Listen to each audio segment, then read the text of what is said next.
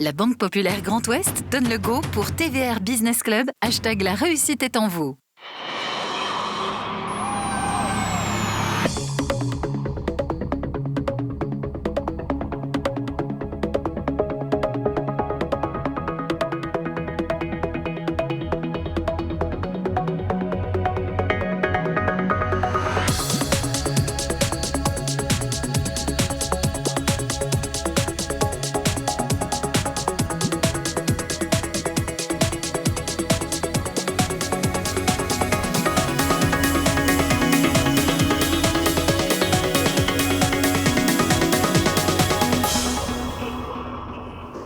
Bonsoir à tous, soyez les bienvenus pour ce nouveau rendez-vous du TVR BPGO Business Club, l'économie décryptée par ceux qui la font. Et depuis l'Atrium et avec nos chroniqueurs, nous sommes très heureux d'accueillir quelqu'un qui va nous parler de sa passion. Il a plusieurs passions, mais notamment cette passion de l'automobile. Il est aujourd'hui le président de Bodemer. Je vous demande d'accueillir Alain Daher.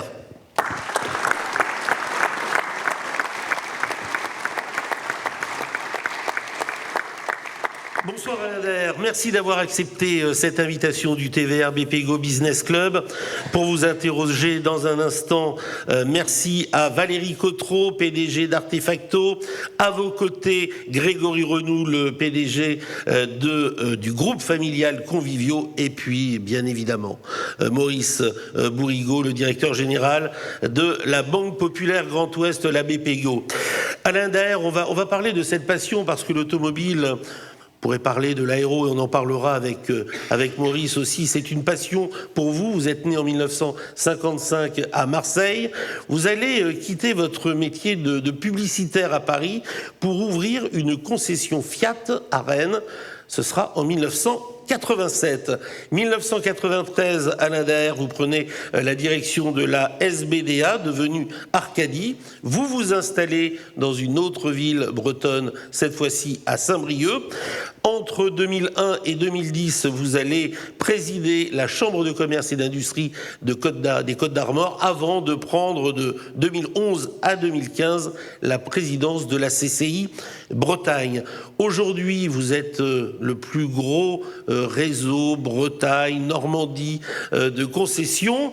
Vous avez un chiffre d'affaires de 750 millions d'euros et 1400 personnes travaillent pour vous. Les voitures font rêver. Elles le font encore aujourd'hui alors qu'elles sont souvent attaquées. Comment vous vivez ces voitures qui procurent du rêve? Elles en procurent encore aujourd'hui, plus que jamais et pour toujours selon vous? Plus que jamais, non, mais elles en procurent toujours. Et si j'en veux pour preuve les clients que je vois passer dans ma concession alpine, je vois des grands enfants qui ont généralement mon âge ou légèrement plus jeunes et qui ont les yeux qui brillent. Et c'est très rassurant pour mon métier. Mais une fois que j'ai dit ça pour Alpine, je dis ça aussi pour toutes les concessions que je dirige. Heureusement, on fait encore un métier passion. On joue au Monopoly, certes, mais on a encore des gens qui se font plaisir en venant chez nous et c'est un vrai bonheur. Il y avait aussi dans vos gènes des gens passionnés du côté de Saint-Brieuc, dans ce monde un peu de l'automobile. Du côté de Saint-Brieuc, il y a eu Rosengart qui a sévi longtemps, puisqu'il a créé une usine phare. Mais bon, il y a la Coupe Forio, il y a eu un certain nombre de choses qui sont passées autour de Saint-Brieuc dans l'automobile. Mais mon terrain de jeu ne se limite pas à Saint-Brieuc, il se limite à toute la Bretagne et la Normandie, et c'est un peu plus large. Et on va voir que le terrain de jeu, il est également national, voire mondial. La première question vous est posée par Grégory Renoux. Bonsoir Alain. Ma première question porte sur un sujet qui m'est cher, c'est l'entrepreneuriat familial. Je suis moi-même dans une entreprise, dans un groupe familial.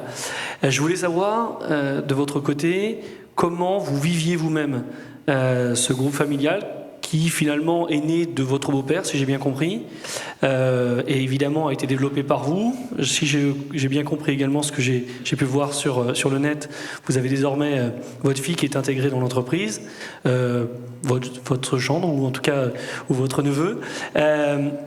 Je souhaitais justement savoir comment vous viviez ça, vous, comment ça se vivait par vos équipes, et puis également quelles étaient les perspectives demain ? On va devoir rallonger l'émission, parce que c'est un sujet qui me passionne.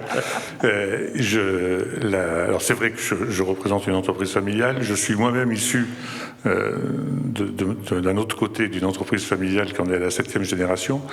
Et celle-ci, elle n'a pas été créée par mon beau-père, elle a été créée par le père de mon beau-père. Donc je représente la 3e génération. Thibaut Carissimo, qui est mon neveu, j'espère pas mon gendre parce qu'il est associé avec ma fille, donc mais Thibaut est mon neveu et je suis en train de transmettre à Thibaut et Manon les rênes de l'entreprise. Et il faut vous dire que la transmission de l'entreprise, c'est une obsession que j'ai depuis l'âge de 30 ans. Depuis que on vient de citer la concession Fiat que j'ai eue à Rennes, depuis cette époque-là, mon obsession, un peu à cause de mes gènes familiales de l'autre côté, ça a été de transmettre cette entreprise. Et franchement, quand je dis une obsession, je plaisante pas parce que c'était vraiment la fin en soi, la fin de mon métier, c'était de pouvoir me dire un jour, je vends pas, je transmets et l'histoire continue. Et pour ça, il faut arriver à... Je pense qu'il faut deux chances, il faut arriver à faire 2 choses. La première, c'est d'avoir une entreprise assez sexy pour qu'elle intéresse la jeune génération, parce que sinon, c'est raté d'avance. Et la deuxième chose qu'il faut avoir, c'est il faut avoir dans ses enfants, dans ses neveux et nièces, il faut avoir un terreau brillant. Et j'ai une chance inouïe, c'est que j'ai vraiment un terreau brillant. J'ai avec Thibaut ici présent et ma fille Manon deux personnes exceptionnelles qui me permettent de très très serein dans cette transmission. Et la dernière chose qu'il faut avoir, c'est il faut écrire l'histoire. Et une fois que l'histoire est écrite, que c'est presque un pacte, d'ailleurs c'est un pacte entre eux deux et moi, de transmission que tout le reste de la famille a accepté très volontiers. Et cette histoire, donc on va transmettre, on est en train de passer de la 3e à la 4e génération. Et j'ai une obsession, je suis grand-père depuis 3 mois, c'est de passer à la 5e génération très vite. Et une transmission réussie, c'est une transmission préparée. Valérie Cotreau. La transmission, vous le vivez avec passion. Dans le contexte actuel, au niveau des difficultés de reprise après le Covid, et notamment la problématique des composants électroniques, comment est-ce que vous le percevez ? Quelle est votre vision sur 2022 ? Est-ce que c'est un frein concret ? Bon, j'ai aussi dans mon entourage des gens qui sont dans le monde automobile, qui ne le vivent pas bien. Quelle est votre vision sur ce sujet-là ? Alors il y a 2 choses. La première, c'est la crise sanitaire. Et paradoxalement, j'ai honte de dire ce que je vais dire, mais ça a été une vraie bénédiction pour moi. C'est que quand vous lancez une transmission comme ça, vous avez un uppercut qui vous arrive en pleine poire de la violence de la crise sanitaire. Et la jeune génération dont je parlais tout à l'heure, ils sont obligés de tomber dans la piscine et de nager, ils n'ont pas le choix. Donc ça leur a permis d'accélérer très vite leur prise de fonction, leur légitimité, et en l'espace de quelques mois, quand vous êtes quand tout est cul par-dessus tête, on a vu qu'ils étaient capables de surmonter la crise, qu'ils étaient capables de rassurer nos collaborateurs, qu'ils étaient capables de m'épauler, et ça a été une grande, encore une fois, j'ai un peu honte de dire ça, mais ça a été une vraie bénédiction, une vraie chance. Sur la crise des semi-conducteurs, elle nous oblige déjà à réinventer notre métier. C'est-à-dire que la crise des semi-conducteurs, elle a été très violente depuis maintenant 1 an, et elle va encore être très violente pendant 2 ou 3 ans. Les experts pessimistes, je pense à Mazars, qui nous disent que pour l'Europe, pas pour le reste du monde, mais pour l'Europe, c'est sans doute pas avant 2024 qu'on en verra le bout. J'en sais rien du tout, hein. Je ne fais que répéter ce que j'ai dit dans la presse économique. Ce qui veut dire qu'on va avoir une pénurie au niveau des véhicules, on va devoir changer nos manières de fonctionner, nos manières de travailler, réinventer notre métier et rassurer nos collaborateurs. Et ça se passe... Je n'ai pas de bout à porter de la main, j'ai touché la peau de singe, mais ça se passe plutôt pas trop mal pour l'instant. Mais comment on se réinvente dans ce contexte-là ? Parce que c'est complètement inédit, quoi. Pardon ? Comment est-ce qu'on se réinvente dans ce contexte-là ? Dans mon métier de distributeur automobile, où tout était axé depuis des décennies sur le véhicule neuf, on voit qu'il faut retravailler sur le véhicule d'occasion. Et d'ailleurs, l'année 2021 est une année record sur le marché des véhicules d'occasion. On a passé les 6 millions de transactions, ce qu'on n'avait jamais vu, alors que le véhicule neuf, on est redescendu au niveau de 1975 à peu près. Donc on a fait un bond en arrière extraordinaire. Le véhicule d'occasion augmente d'une manière très conséquente. La prévente va très très bien. Et puis, comme toutes les entreprises, on a réduit nos charges. Mais on a une entreprise aujourd'hui on a des entreprises, je suis pas le seul dans ce cas-là, il y a plein d'entreprises comme la mienne qui reprennent du poil de la bête et qui reprennent confiance sur le futur en se réinventant. Maurice Bourrigaud. Alors, dans votre métier, le cœur de la femme est décisif. On dit que la femme choisit souvent la voiture. Mais j'aimerais vous parler, que vous nous éclairiez sur ce qui va leur arriver aux femmes et aux hommes qui viennent acheter. À quelle vitesse le rêve d'enfant, à quelle vitesse la raison du chéquier et à quelle vitesse le citoyen qui a envie de sauver la planète, à quelle vitesse ça va lui arriver, cette transition écologique dans la voiture ? 2030, le groupe Renault a annoncé qu'il n'y aurait plus un seul moteur thermique de vendu. Le législateur avait anticipé en parlant de 2035 ou 2040, je ne me souviens plus. Ce qui pour moi est une connerie, mais c'est comme ça. Donc à partir du moment où le législateur décide que la fin du moteur thermique, tous les constructeurs anticipent, parce qu'il serait absurde aujourd'hui de continuer à produire des moteurs thermiques en sachant qu'ils sont finis. Donc on continue d'utiliser les moteurs existants, mais on ne réinvestit pas dans la R&D pour fabriquer des nouveaux moteurs thermiques. Donc ce qui veut dire que tous les constructeurs, à cause de la loi CAFE, qui est très très contraignante pour les constructeurs, tous les constructeurs investissent dans l'électrique, dans l'hybride. L'hybride est un passage, je dirais, d'une passerelle pour aller au tout électrique. Et on va aller au tout électrique avec énormément d'incertitudes sur l'énergie qui permettra de faire tourner ces moteurs électriques. Et 2030, c'est demain, ça va être jouable pour un grand groupe comme Renault de passer au tout électrique dans 8 ans ? Alors là, il y a marqué Bodmer, il n'y a pas marqué Renault, mais ça va être très compliqué. Alors, ils n'ont pas le choix. Les constructeurs n'ont pas le choix. Tous les constructeurs vont, et Renault a plutôt de la chance d'être en avance grâce à Zoé, grâce à sa politique électrique, mais tous les constructeurs passeront à l'électrique, il n'y a pas le choix, y compris, je citais Alpine tout à l'heure, tous les nouveaux modèles Alpine seront des modèles électriques. Électrique. Il n'y a pas de choix. On va réapprendre à jouer au ski électrique. Grégory.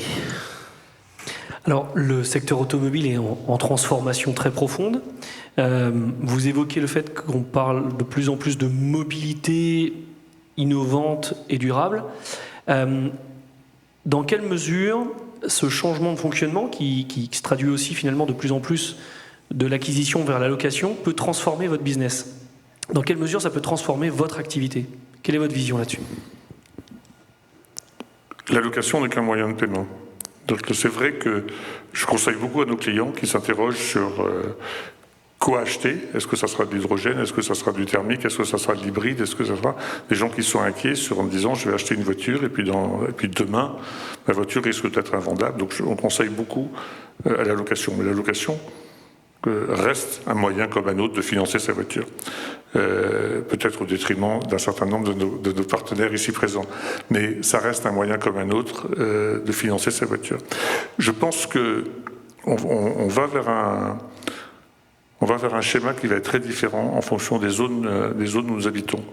C'est vrai que si vous habitez Paris, si vous habitez dans les grandes villes, la voiture peut être en car sharing ou peut être partagée assez facilement. Quand vous habitez en province, quand vous habitez y compris autour de Rennes, vous ne pouvez pas vous passer d'une voiture. Il vous faut une voiture, sinon vous êtes totalement isolé et pénalisé. La crise des Gilets jaunes a démarré à l'époque à cause de ça. Après, il y a eu tout un tas de débordements différents, mais elle a démarré sur l'injustice ressentie par un certain nombre de nos concitoyens de se dire, dans les grandes villes, ils ont le métro, nous, on n'a pas le métro et on nous taxe sur le carburant et on taxe sur la voiture. Et je pense que on va, et il faut que le législateur en soit conscient, on va vers un système où il faudra aborder les choses en fonction de ne pas avoir la même règle pour l'ensemble du territoire. La règle devra s'adapter au territoire dans lequel on vit. C'est vrai pour l'automobile, mais c'est vrai pour beaucoup d'autres choses. Valérie. Oui, en 2017, il me semble, vous avez été oscarisé sur votre démarche RSE. Vous êtes très engagé, en tout cas c'est ce que j'ai lu, au niveau du bien-être de vos équipes et de vos salariés. Quelles sont les actions que vous avez pu mettre en place concernant la partie environnementale et quels sont vos engagements sur les années à venir ? J'adore votre question parce que quand vous représentez une entreprise capitalistique patrimoniale, quand vous représentez un grand groupe constructeur automobile, quand vous êtes un des plus gros fournisseurs de lubrifiants et d'huile sur un territoire, parler d'environnement, ça fait généralement assez sourire les gens. Et pourtant, ça a été une vraie gageure pour nous et une vraie obsession.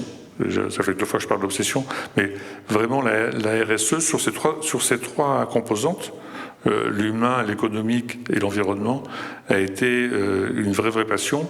Et je suis assez fier parce que Bodmer a été une des premières entreprises en France à être évaluée à FAC 26000, ce qui est la norme de la RSE. Avec la crise, avec la pandémie, on a mis un peu un palier dans notre démarche, mais même si on est marchand d'huile, même si on est marchand de voitures ou de cambouis, on peut s'impliquer fortement dans l'environnement et dans la RSE. C'est un levier pour le recrutement aujourd'hui, pour vous, cette démarche-là ? C'est à la fois un levier pour le recrutement, parce que on critique beaucoup les jeunes en disant que les jeunes c'est plus comme avant. En fait, la jeune génération est exactement comme on était, sauf qu'ils ont en plus un besoin de sens, ils ont en plus un besoin d'être bien et de savoir pour qui ils bossent. Et donc on travaille beaucoup sur l'image de marque de l'entreprise, mais c'est vrai aussi pour nos propres actionnaire. Mais encore une fois, je suis une entreprise familiale, mais mes actionnaires sont mes neveux et mes nièces. Si je veux qu'ils restent actionnaires, si je veux qu'ils aient pas envie de vendre l'entreprise, il faut qu'ils soient fiers de la boîte pour laquelle ils sont actionnaires. Il faut qu'ils aient envie de la garder et fiers des valeurs qu'on représente. Maurice. Stéphane, tu l'as évoqué tout à l'heure, Monsieur Daher, vous connaissez très bien les atouts de la Bretagne dans l'industrie, les services et en général. Vous les avez portés, vous les avez incarnés. Quels sont ces atouts formidables en début d'année? Là, c'est une période où il faut donner un peu d'enthousiasme. Quels sont les atouts les plus formidables de la Bretagne, à vos yeux? C'est le village d'Astérix, on se fout sur la gueule quand on est ici. Mais dès qu'on est à l'extérieur, on défend nos valeurs, on défend notre pays et ce que nous sommes. Et alors, vous parlez de mon engagement consulaire, c'est une vieille histoire, ça fait longtemps. Mais je pense qu'un certain nombre de gens qui sont autour de nous aujourd'hui peuvent en témoigner. On peut avoir des opinions totalement différentes, on peut avoir même des schémas de pensée aux antipodes. Quand on se met autour de la table et qu'on travaille ensemble, généralement les Bretons savent travailler ensemble sans se foutre sur la gueule trop fort. Voilà. Pour prolonger la question de Maurice, elle a tout pour réussir, cette Bretagne, économiquement parlant? Il y a de l'innovation, il y a cette volonté d'entreprendre en dehors des frontières nationales? Elle a tout pour réussir, j'en suis convaincu. Alors, plus breton que moi, tu meurs, hein, mais même si je suis né à Marseille, mais elle a vraiment tout pour réussir et elle a en plus un atout extraordinaire, c'est qu'elle s'appelle Bretagne et qu'il n'y a pas une région du monde où on ne sait pas qui on est. Et il n'y a pas une manifestation dans le monde où on repeint un drapeau breton. C'est pas forcément toujours bon signe, mais c'est tout. Mais en tout cas, c'est identitaire. On aurait aimé vous entendre parler de l'aéro. Vous ne pouvez pas en parler. Vous allez plutôt nous dire pourquoi vous ne pouvez pas en parler. Alors, c'est pas que je ne peux pas en parler, c'est que je ne souhaite pas en parler. C'est vrai que j'ai été pendant 20 ans administrateur de Daher, qui est une entreprise éponyme et que j'aime beaucoup, qui représente aujourd'hui un peu plus de 12 000 personnes dans l'aéronautique, qui fabrique de très beaux avions. Mais je ne suis plus administrateur de cette entreprise depuis 2 ans.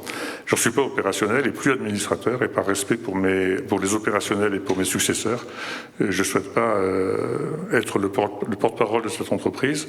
Ce que je peux vous dire, c'est que cette entreprise qui fait de l'aéronautique, donc dans la crise que nous venons de traverser, que nous sommes en train de traverser, ça fait partie des secteurs qui ont été le plus impactés.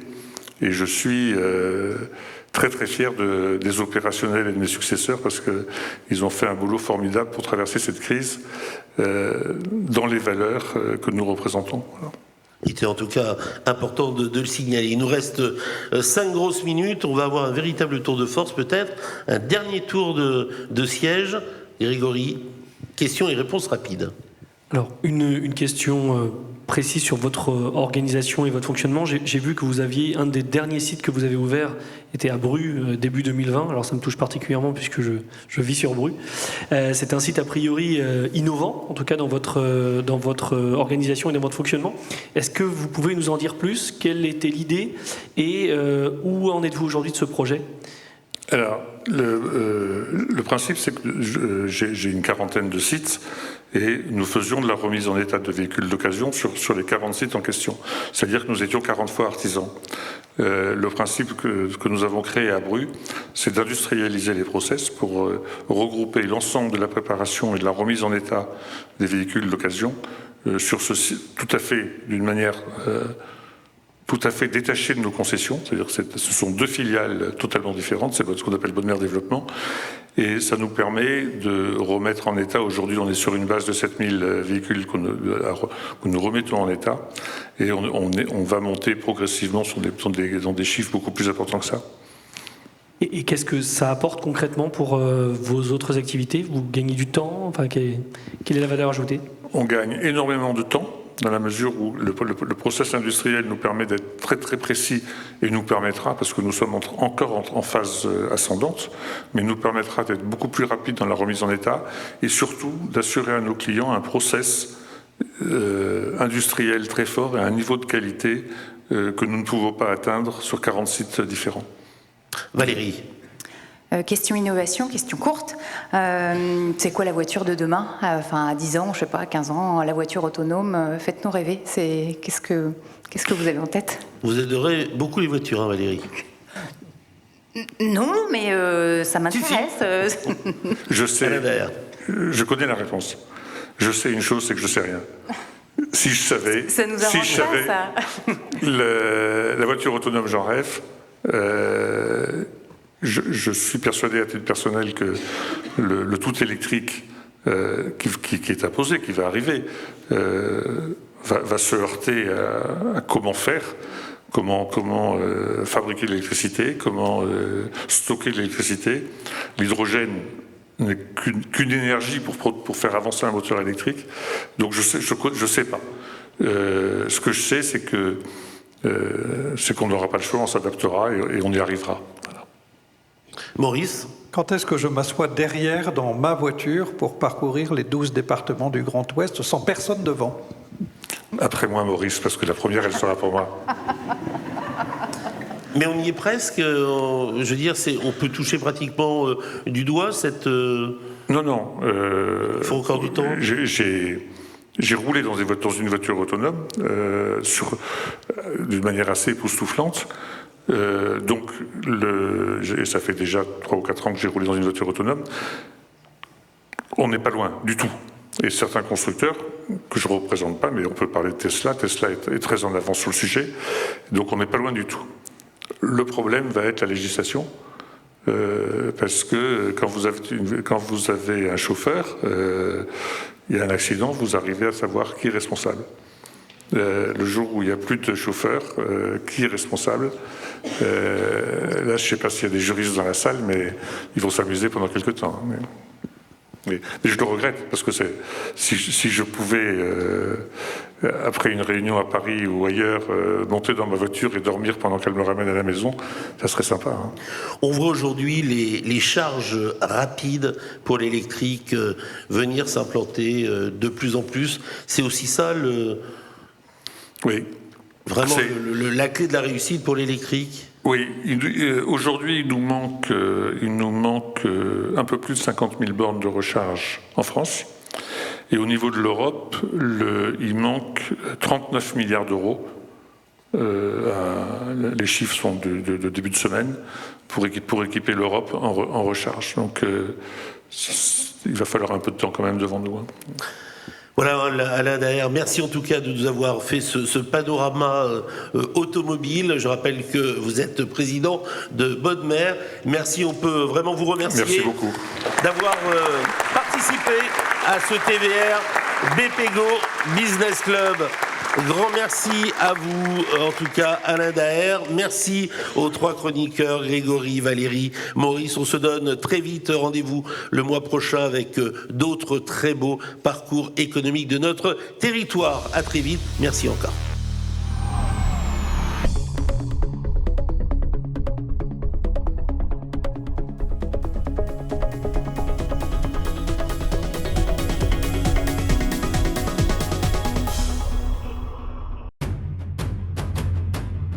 La Banque Populaire Grand Ouest donne le go pour TVR Business Club, #la réussite est en vous.